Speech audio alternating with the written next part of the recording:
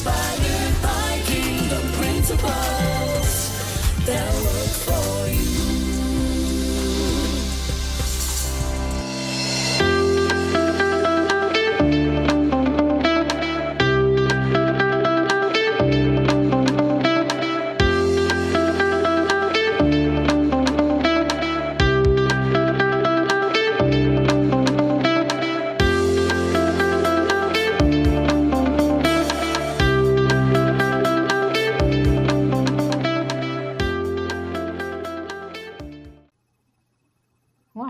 Welcome to Bahamas Arts and Entertainment, a show that seeks to reintroduce our audience to the wonderfully diverse arts and entertainment scene in the Bahamas. I'm your host, Cherelle Cartwright. Dance is a discipline field not cut out for everybody. I would know because it wasn't for me. Now, I have a move or two, not two left feet, and I'll just leave it at that. All the same, when it came to dance, I grew up hearing one name over and over again as a little girl. Please welcome my guest, founder of the Lawrence Carrol Dance Academy, dance extraordinaire and instructor, Mr. Lawrence Carrol, Royal Academy of Dance degree in theater arts and a whole slew of other stuff. I'm telling you, this man is no lightweight, my friends. He is the real McCoy, the real deal, and he has been doing this for too long in the Bahamas for not to get the recognition on the stage that he deserves. Mr. Carrol, welcome to the show. Hola. Thank you for having me, actually. It's about time that we do stuff like this. I need to get myself out there because, there are no more stages anymore for me to be on prancing. So now I guess I just have to sit back and share that knowledge. Yes, so how did you get started in dancing? When growing up, I always had this love or passion for classical ballet and opera. I don't know why I had that passion, but I had it. And I just knew I wanted to dance, but I didn't know how, where, when, or how, because I was born on an island, 7 by 21, and also that because I was a male, like how do I do this? So eventually my dream came true. At school, Queens College, I had a friend, her name was Deborah Holmes. And during the lunch break, she used to bring her punch shoes to school. And I was like, wow, this girl is amazing. She can actually do point work. And then she was my neighbor too. We always went to school together. I didn't even know she was studying dance. So one day she invited me to come with her to her class. And when I went to the class, the instructor was a male. His name was Alex Zabine. And there were male students in that class. And we were in a building called Villa Doyle, which was across the street from St. Francis Xavier's Church. Mm-hmm. And that's where it all began for me. And I stayed there ever since. That was my beginning. So where are some of the places you have traveled or went to in pursuit of your dance passion, I call it? Well, I started off our group, which we call the New Breed Dancers. We did a lot of promotional trips for the Ministry of Tourism when they were selling the Bahamas, trying to get people to come to our shows. So we used to take a full cultural show to America and Europe, so to try and get people to come and visit the Bahamas. And they just utilized us as dancers. So we would go and Sabine would put the shows together, also along with Jose Suarez. He was a Cuban guy. I don't know if you all remember him. He was the Silver Prince. He used to dance in that club, the Jungle Club, right down there on Bay Street. And we would just go and do shows and represent the Bahamas. They're the best times of my life. And also during those shows, you were accepted and recognized as not being different, but being a part of something that you actually loved, because then you were respected and people wanted to sign your autographs. They wanted to know who you were. And it's like, wow, you guys can really dance. I also did a lot of Caribbean arts festival called Carafesta, where I represented the Bahamas. You know, you have all the Caribbean islands come together and they would have their showcase. And you go from place to place and you had to do your shows. And I'll never forget my memorable moment was in Jamaica. I did this obia dance with Denise Hyla. And in the Jamaican paper, after the first show we did, the next day, front page, they said the Bahamian contingent brought festival spirit. And listen, everybody was looking for this guy with this cape. Because I played roller Sylvia, you know, and I danced with this cape, this big, massive cape. And everywhere I went, I was getting mind goes. I had to always be the last to leave to go onto the bus because they wanted to find that guy. Who's that guy? They wanted to meet me. Every time there was a function, there was a cocktail event, we had to be there. You know, our group had to attend. I was always bombarded with people wanting to know me, wanted to get closer to me, wanted to get to know me, get to talk to me. And then I was beginning to feel like, wow, I must be really good at what I'm doing because now I'm getting all this attention. And then at some point, you know, I just didn't know how to deal with it anymore. And I just started to run away from it all. You actually did that. You Yeah, actually started to run away. Oh I my started, goodness. I started to run away. And then I said, you know what? This is what I need. This is what I need. Because I tell you, in Nassau, it was rough. A male Yeah. dancer, it was rough. I tell you, coming and going to dance classes, we had to move in groups. Because, you know, the guys used to wait for us over there by the St. Francis Wall. There was a wall. Mm-hmm. And we used to walk through Delancey Street. Mm-hmm. And they used to throw bottles and rocks at us. We had to run the length of that street. So we Why? always had Because to men move. were not supposed to We were not supposed to be dance, dancing. No, or no, or no, you no. or, No, and they knew we were dancing, and they were always after us. I tell you, it was a two-story building where we had a dance studio, and we would be there at the bar doing pliés and stuff, and things would be flying through the studio because they used to spot us, you know. And they thought it luckily, was effeminate, or yes, or yes, it emasculated right. men to Yeah, dance. that's a Oh good way of saying. That's wow. a diplomatic way of saying it. Okay, Yes, because but we know yeah, what comes with that implication, especially in a culture exactly, exactly. like ours, which is so homophobic for Yeah. for the And most see, part. and you know, and my thing, even when I teach the kids today, I tell them, you know, your passion is your passion, your personal life is your personal life. Never mix the two.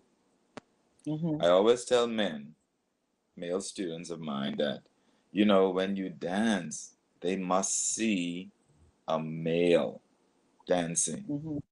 They must not see a male that wants to be a female. Okay? That's true. So any kind of feminine attributes that you may have internally and probably want to dance because you feel that way or whatever, that's fine.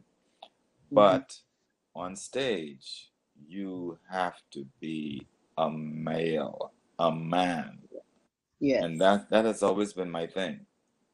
You Hmm. know, that, you know, you had to show the difference between the male and the female dancer. And I was keen on doing that. That was always my cause. Now, a lot of people don't realize your that I know around here a lot of us tend to get into the arts and we've had no formal training. We can't say that about you because as I started when I said, you have an actual degree from the Royal Academy of Dance. Your degree is in theater arts. Can you tell us a little bit more about that and the theater side of things? And how did you manage to segue from that into becoming an instructor extraordinaire? Mhm. Well, from the Newbury dancers, four of us were sent to Canada to train. So we went to, it's now called Ryerson University, and this the Canadian College of Dance was affiliated with the Ryerson University, so you couldn't get one without the other. Now I have to tell you, my first orientation, you have your interview. So I went in.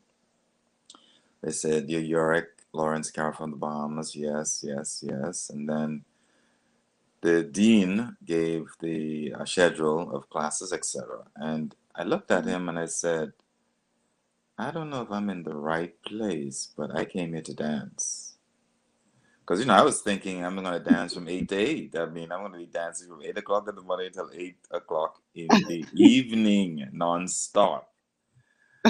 Oh You had, God. you had a timetable of all these other academic classes, pedagogy, which was teaching kids how to do ballet, stage grades, teaching kids how to do modern dance, anatomy, costume design and construction, makeup, music theory, music appreciation. So you had 3 years of a schedule of classes that you had to complete. And then to go from year one to year two, you had to pass everything. So let's say if you had A's in everything else and you had a D in French, you couldn't pass. You can go on to level two, but as far as they're concerned, you were incomplete. So you had to get at least a C to move on. So we did that for 3 years, and then when I was doing that, I had to also do the Royal Academy of Dance classes, which was the exams in the ballet for the RAD, and I also had to do the Imperial Society of Teachers of Dancing program, which was teaching children how to do modern dance and folk dance. And then you examine in those exams over the 3-year period. And for me, each time I did the exam, I got honors. So I have 6 honors in all 3 levels, elementary, intermediate, and advanced. Now, upon graduation, it means that I was a qualified teacher. I understand the pedagogy of the classical ballet. I understood different dances from around the world. Um, uh, it was Hungary, Canada, Spain, Czechoslovakia, Russia, the whole world. And then you had the modern dance. And I tell you, it's a good thing I did what I did when I did it. Because the program was designed for you, meaning if you're not a professional dancer, you can teach. So you've been trained to teach. So, for us, you go to dance, and to dance, you have to audition, and then they hire you based on sometimes the look. Is he the right color? No, I don't need a black dancer this time. I need a white dancer. Is he lead material? Can he be in the chorus? No, he's too short. The other guys are taller than he is. So there's a lot of issues that determine your fate. Now, once you fill the scope that they're looking for, you're in. Now, at that time, because my mother was still alive, she is my heart and soul. When I graduated, I just flew back home. I just couldn't, I said no, because I have to go back home because my mother was still alive. And looking at it today, I wish I had stayed where I was and developed myself where I was. And I could have always sent for her and she could have just come there and lived with me, you know. But somehow my teacher, she was from Czechoslovakia. Her name is Florentina Lozhikova. And she was a prima ballerina of Czechoslovakia when she was 16 years old. Wow. This lady, Wow. she was amazing, amazing. And she said to me, she's told me I have to go home because I did really well in the teacher program. And she said I should really go home and pass the knowledge on to young Bahamians, and I should start training the younger kids how to dance. And because she was my mentor, because when my ballet teacher told me I would fail my final exam, I went to her in desperation, and she said, okay, I must come to her class first thing in the morning, so I'll always go to her class, and then I'll do my regular classes. And when you take the final exam, you always know if you pass because the envelope is very thick. because you're now a Wow. member of the academy. You've passed all your credentials, and now you become a member of the academy. And they would have all the information for you in that envelope. So I had that fat envelope, and I took it to my teacher. His name is John Marshall. He opened it and he said, "Wow, okay." So he bought me lunch for a month because he didn't think I would pass the exam. Oh, wow. Yeah, he told me he knew I was not going to pass it. So I had, Why? because I didn't have the balletic body, because I had big hips and big thighs. I had strong legs. So I didn't So, have in order to the be a classic look. ballet, There's a oh, certain you look, didn't have the look.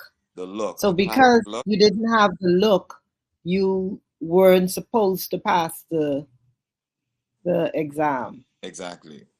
Now, the other Wow. Bahamian who was with us, his name is Roderick Johnson. He had the look. Right. So he passed. He passed above me. I got a pass. He got a highly commended.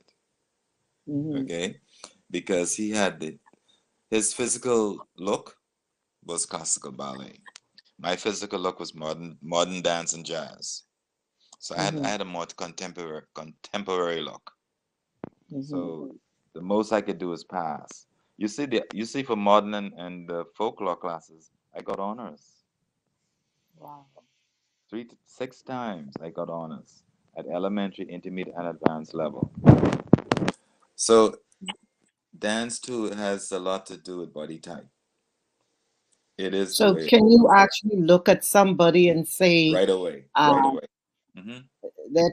So, looking at my body, Hmm. what type? What type Well, would you I put I me in? cannot I cannot judge you now because you are a grown woman. If I Oh, saw okay. you, if I saw you when you were young, I'd be able to tell you. I was skinny. Okay, now you could see. Now here's the other trick. You can be skinny and very stiff.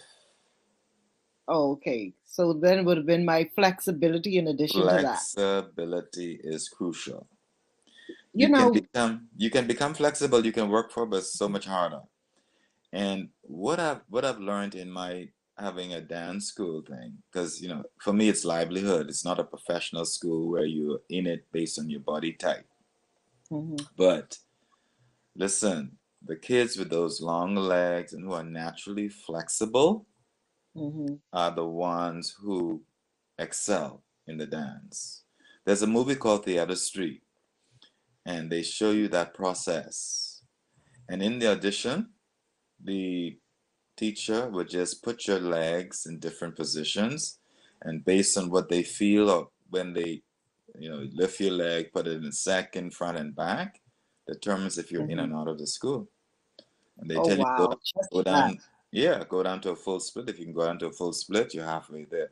If you cannot do a split, they're not gonna say, okay, next. You Oh, see? wow. Yeah. So you had to have that.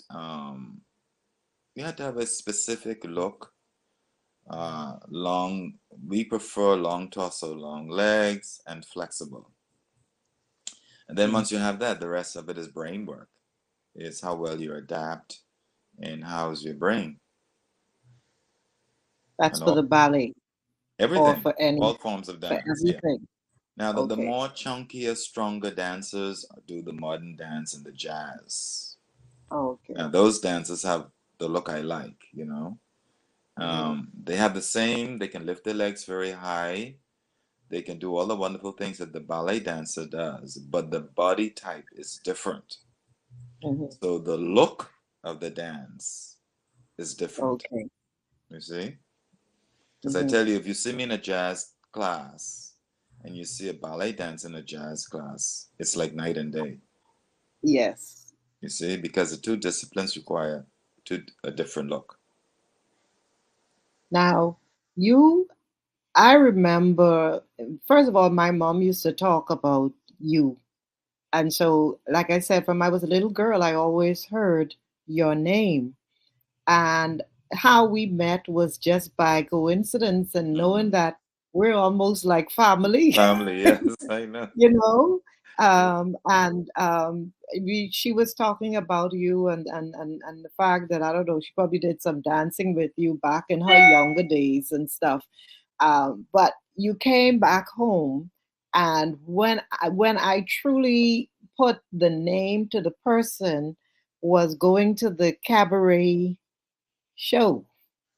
My life, my history. And yes, talk to us about that, your experiences with the cabaret show.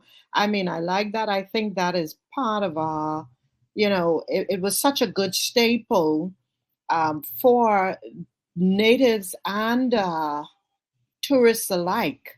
There's no longer anything on that scale, no cabaret show, no nothing anymore. And I'm so sad to see it go, but I remember you performing and I loved it. So tell me some of your experiences with the cabaret show. Boy, they were the best days of my life. Was doing What teacher? the cabaret. No, not the teaching. Dancing in the casino. Now, Mhm, I have to say, we must give thanks and gratitude to Sir Lyndon Pinling, mhm, because in his time, during his tenure as Prime Minister of the Commonwealth of Bahamas, the hotels started the casino. So they had this casino license. They had this the group called the Gaming Board. mhm, So the deal was, if we're gonna have the casinos, we must have a show. This is coming mhm, from Prime Minister Lyndon Pinling. mhm, Now, in that show, you must have 2/3 of the cast must be Bahamian. mhm, All right, mhm, deal done. So the people came in and they choose the locals who did the audition. Then they'll bring down their cast, and then they put us all together. So the first producer, his name was called Zeb Buffman, and he did a show called Bahama Bound. And the leads were singers. It was a musical. I didn't like that, but we had our moments as dancers to dance. And Portia uh, played the female lead, and then the singer was a white American guy. So he brought to the Bahamas some Martians from outer space, and they landed in Rawson Square, and the story began from there. So it was what I liked about that whole thing was the mere fact that it was a collaboration of artists, all different levels, local and international, and we all were housed in one area, and we all had to dance together. There were different levels of technical ability. Some people could do things, and the choreographers will always point on. They chose people to do certain things because that's what they could do. And for every show that I was in, I was always the lead male dancer, and I was always the line captain. So the line captain always kept the show together when the producers and choreographers would leave the show, because they come and set it, and they leave it in the hands of the line captains. So if Cherelle was going to join the show, I would have to audition Cherelle, put Cherelle in the show, and then when the producer comes down again, his next trip to NASA, he will see Cherelle, and then we'll get the final okay, you mhm. see? And it was a great employment for locals. It gave us a chance to make money. So the livelihood began. Now, while I was doing the casino shows, I was also teaching dance in the school systems because they had a performing arts department. And at the time of that part of my career, I was teaching at A.F. Hadley Dance School. And believe it or not, my students, as they graduated, went from A.F. Hadley to the stage. Mhm. So my students got employment through me, through what I was doing, because I was the one to hire and fire the dancers. Exactly. You see? So Yes. that's how the legacy kept going, kept going, and kept going. And then eventually, the show at T. Baruda's, they came and they saw the show at Crystal Palace one night, and they said to me, if I was interested in joining their show. I said, no, not really. I like where I am. So I said, no, I don't think I want to join your show. And so they said, okay, would you come and start teaching classes to the models? So I said, okay, I'll do that.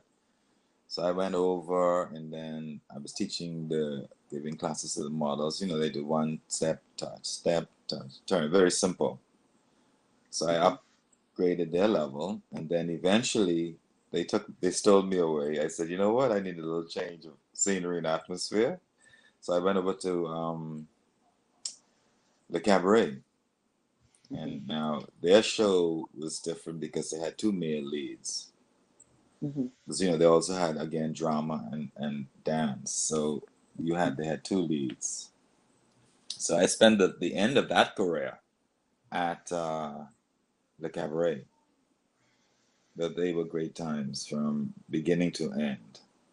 And what I liked about the Cable Beach show, when it switched from Bahama Bound to Les Fantastiques, the choreographers and the producers came and they watched us in that show.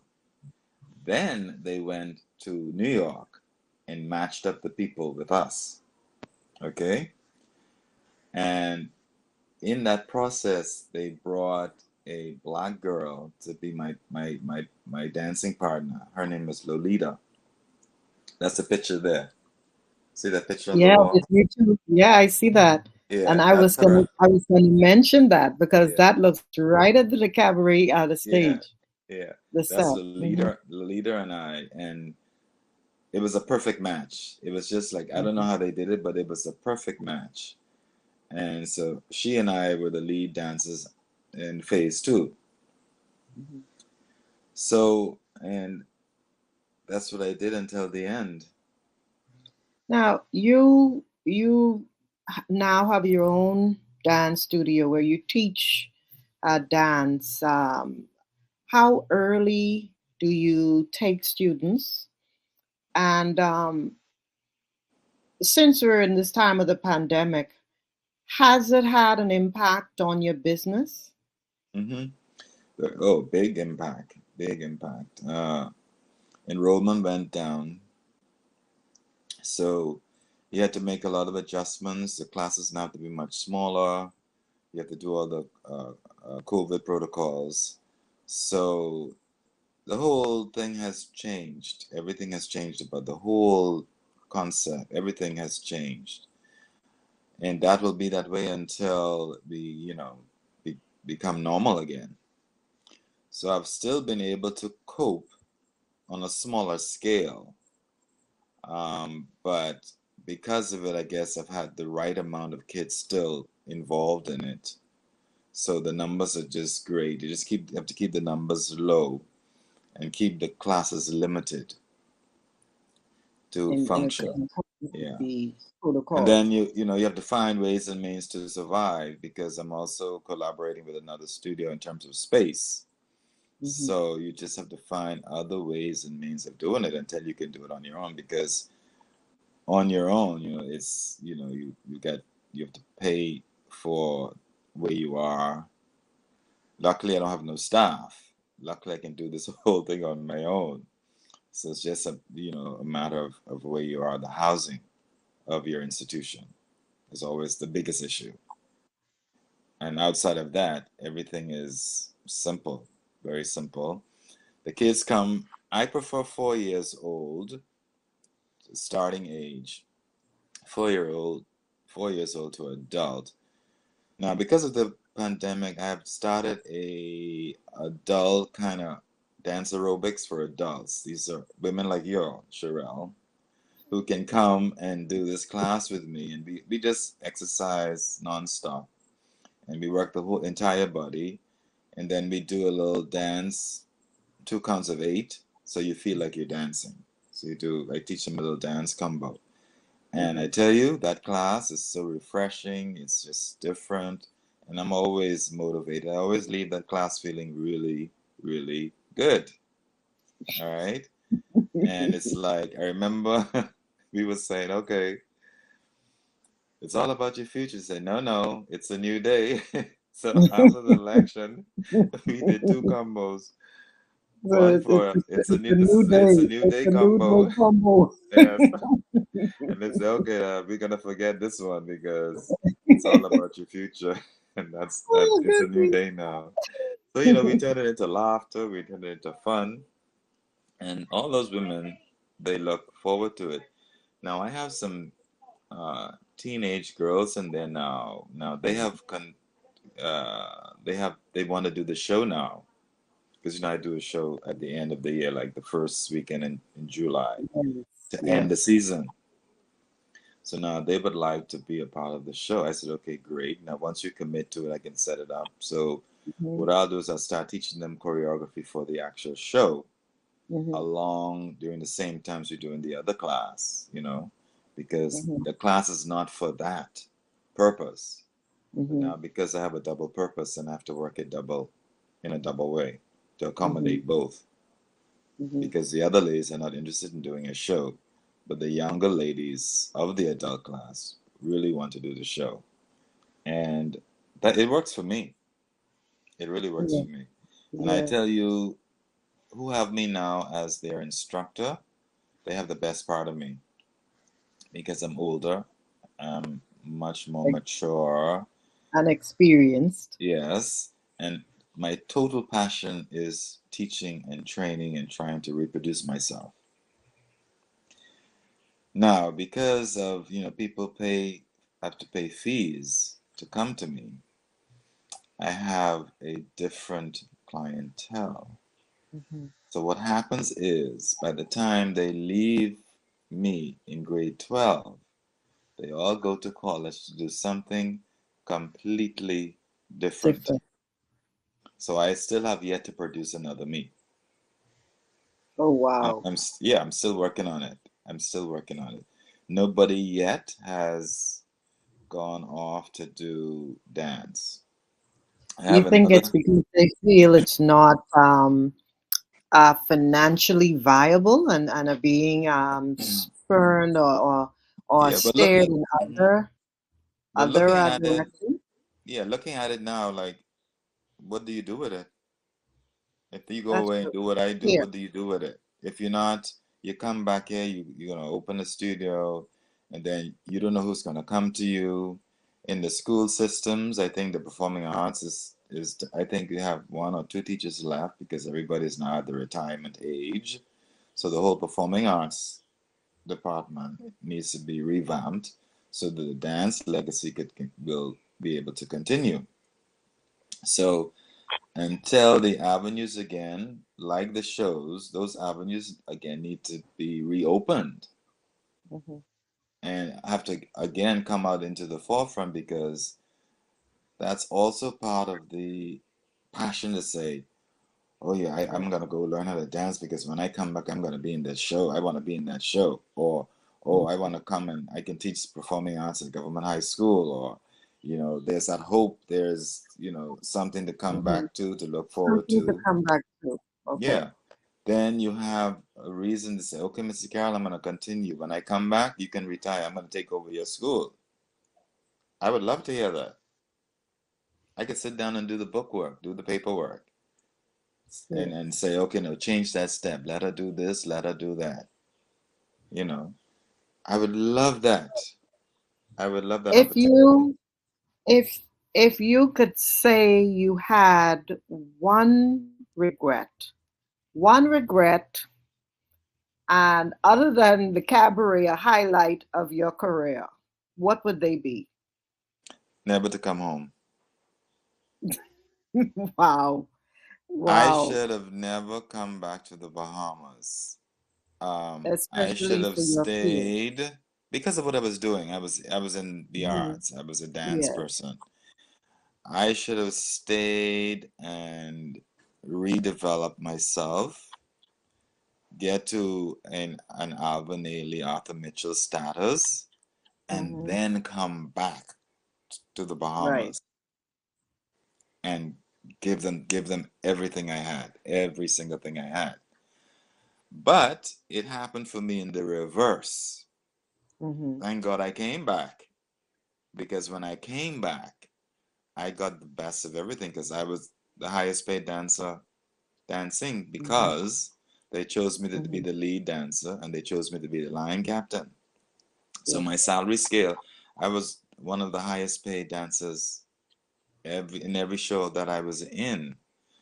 So I say that I should never have come back, but then I'm happy I came back, which goes back to the same question you just asked. You see, I came back because there was Mm-hmm. something to come back to. And Mm-hmm. because I was a pioneer at the time, they had no You're choice still a but to do. pioneer. Yeah, of You're course, of still a course. pioneer, you Yeah, know? of course. Um, and it's Yeah, sad. It's sad yeah. when legends and icons such as yourself can say those types of things. It just tells us that we have so much that we need to do in terms of really getting back to where we used to be in the arts and entertainment sphere in this country, and really just being there to being having opportunities and avenues open and available for our people to express themselves in every form of art or whatever their passion is, you know. We seem to lean in traditional degree callings and stuff like that, and then after it, there's nothing. But we have so much talent in this country. Um, so I'm with you where I feel there's no reason why we cannot have a Lawrence Carroll Native Review in Atlantis, in Bahama, in any hotel or any type of even at the Dundas. I haven't heard anything much about the Dundas since the James Catlin stuff. I remember when James Catlin shows used to come on TV, things like that. We don't have that affinity and that passion for it like we used to, and I think I share your passion wholeheartedly in that we need to get back to it. Now, um, as one takeaway before we conclude the show, what would you like to see? And ladies and gentlemen, after this, you will see a taste of Lawrence Carroll's dances, the youth as well as the adult. Uh, in We have live footage of their production or the rehearsals for you to see, and you get an appreciation for what he has been doing selflessly and tirelessly all these years. And I would like to see more people come out, myself included, come out to support more Bahamian ventures. So, Mr. Carroll, I will definitely be at your next production. Oh, of I course you don't know. will be I don't know if I'm gonna be in it. in it, but you'll be there. Yeah. But I'll be there. You know, I'll be the chair and squad. You know, but what would be your final takeaway or to share with our audience before we wrap up? And yeah, what would it be? Yeah, I think all the artisans like myself, I need collectively, I think we all need to come together, redefine and redevelop, accept each other for what we're worth, uh, set up a package to sell to a person who has money, because the thing is, you need financial backing. Mhm. Um, and redevelop and try to start the whole thing all over again. But locals, Bahamians, everybody wants to be on the top. Everybody wants to be the number one guy. But I think collectively, we need to come together as a group of artisans and say, look, I might not like you, but you're the one. You're the one with Yeah. the qualifications, or you're the better dancer, you better sing choreography, whatever it may be, and accept that that's what it is, and accept that that person needs to take it and run with it. Mhm. And whoever those persons are, you need people to back them, to support them, and be a part of the same venture. Because, for me, I'm very independent because I exist on my own. And that's why I do a show once a year. And the reason why I do the show once a year, because for 2 months I'm unemployed. One, two, you have to show your students that this is what it's all about. This is what you work, and I'm screaming and shouting, put your feet, stretch your knee, and this is what it's supposed to look like at the end. Their parents cannot see them when they're in the class, so I have to do a showcase to show them what their children are doing. Mm-hmm. So at the end, they'll say to me, wow, Mr. Carrol, I didn't realize it was that intense. So I think collectively we just have to come together, redefine, redevelop, and accept what each one of us is worth so we can move forward and make it happen. I wish I was into politics because I tell you, I would be the minister of culture. And I And would I put, think there's I would there, make sure this nightlife, that yes, livelihood would come back. yes, and Even if it's, there needs to be a separate ministry yeah. of culture that Mm-hmm, should be separate mm-hmm, and apart from being mm-hmm, lumped into the youth and mm-hmm, sports. mm-hmm. Yeah, Because mm-hmm. mhm, Because even when we traveled, when I used to travel as a dancer representing the Bahamas, Cherelle, if you saw those shows that we were doing, it was just, oh my God. And then the finale was always a Junkanoo.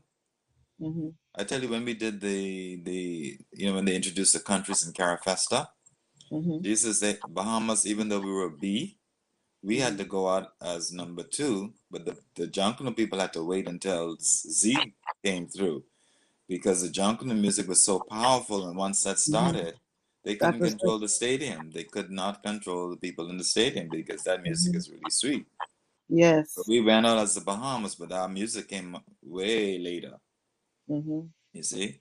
And the same thing like in Carol Festa, it's all the Caribbean countries coming together and exchanging their mhm, cultural identity. And listen, that is just, it's beautiful. It is just beautiful. You see other dancers, other musicians, other singers, and then you sit back and you say, you can evaluate, oh, so this is where I'm at. I thought I was really good, but no, I'm not. Oh, I saw mhm, that dancer over there. They could do six turns, mhm, but she could lift her leg to her head, and mine is just to my ear. You know what I mean? So you see these different things, and you're able to compare. You can see where you're at.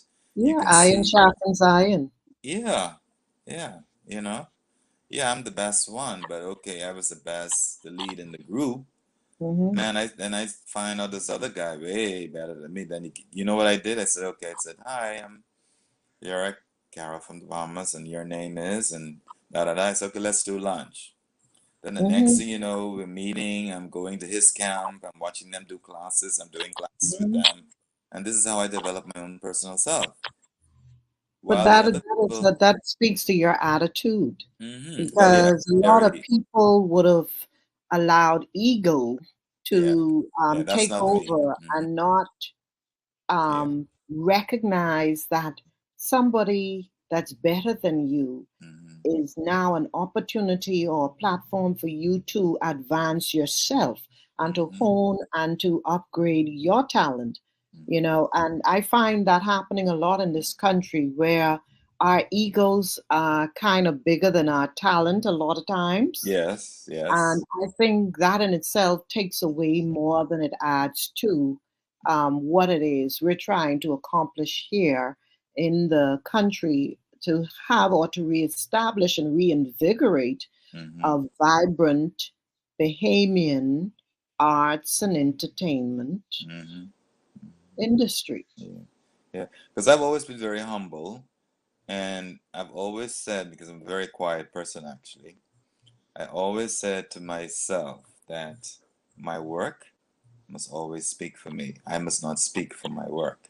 My work must speak for me. Because I tell you, when producers change, Mhm. The kids are so excited or nervous or up in their face or whatever. I used to sit right over there in my own little corner. Mhm. When they came and called me, I always went on the front line in the middle. Always. I Mhm. always used to put myself there. Always. And I just did what I had to do. I packed up Mhm. my bag and I left. Mhm. Didn't say anything to anyone. I just packed up my bag and I left. Next, then you wait for the call back. Hi, Yolan's Carol. You calling? We need you for a call back. We'd like to see you tomorrow at 2.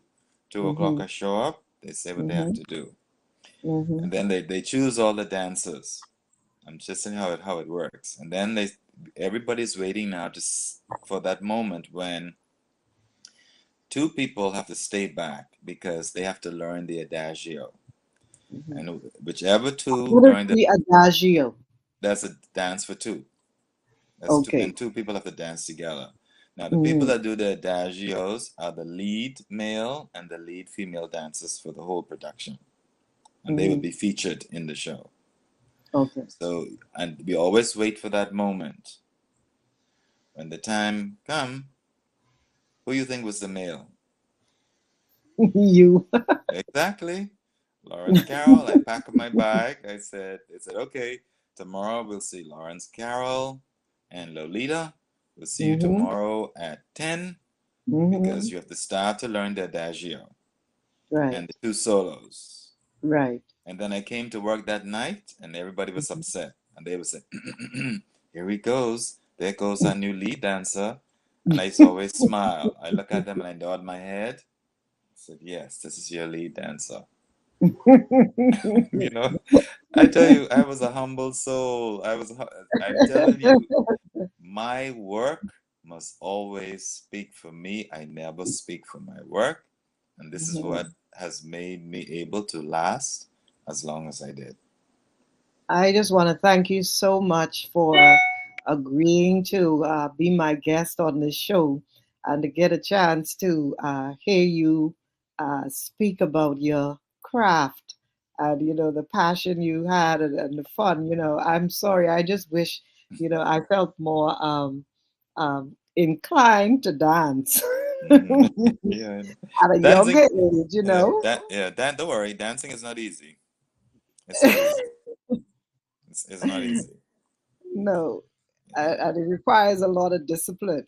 Hmm. Yeah, even more so than me. I mean, it helps a bit for a stage presentation with Right. me as a singer Hmm. because I'm now able to incorporate a few moves into my songs, Hmm. of my performance. Hmm. But definitely, I would love to see you in the near future doing more stuff and stuff on a larger scale in terms Hmm. of, like I said, a native review show, something that can be marketed to the hotels, and something that we should have this new ministry, since this is a new day, this new ministry, or if, I don't think they're going to do a separate ministry for culture as it stands now. But however, whoever the person is that is in charge of that minister for that, as well as the permanent secretary, can come on board and at least sponsor and encourage a dialogue and some type of review of them, as well as tourism, uh, so that we have people like you that are still able to put together these shows and choreograph and do all these different things before it's too late and we lose. We like to sing about our heroes after they're dead. And I'm always one of those people who believe in giving people their flowers while they're Right, girl. alive. You Hmm. need to know while you're here that I appreciate you and I Hmm. need to be able to use and get everything out of you Hmm. before you pass on to the next side of eternity. So thank you so much. I am humbled. I am deeply grateful to have you on the show. And right now, ladies and gentlemen, you get to see the man himself in action.